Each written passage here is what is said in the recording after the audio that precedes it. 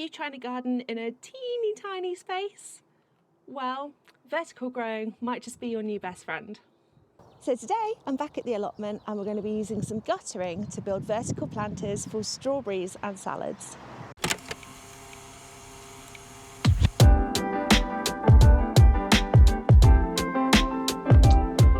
From hanging baskets to window boxes, teepees to trellises, vertical gardening isn't just a fancy trend.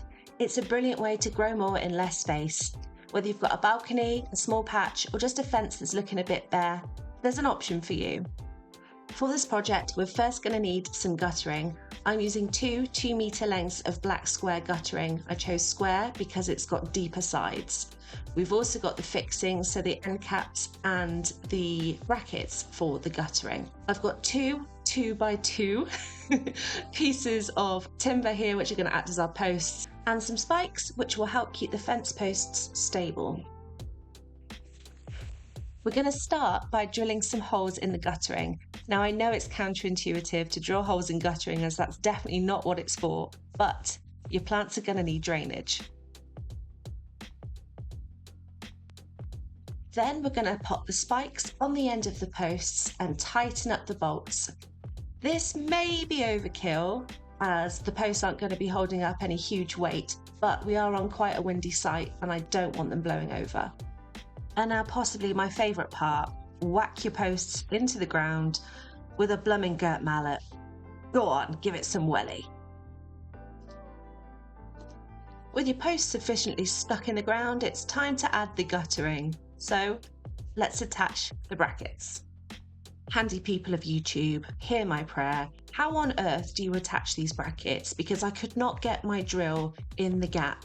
And it was a right mare and I was going at all sorts of angles, but eventually we got there. That was the bottom row done. We added the guttering and then it was time to do the top row. It was no easy feat. Yeah, luckily for you, I have cut the shots where the drill stopped working and I swore an awful lot. Shout out to Adam here for screwing these brackets into the post by hand. What a man. And there we have it. One finished vertical planter, ready for strawberries, leafy salad greens, radishes, or any other shallow rooted crop.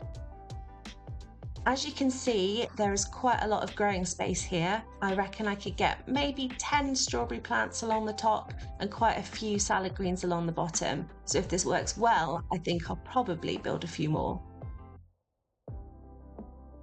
So that took about an hour to build in total, and that is going to give us months worth of food growing space.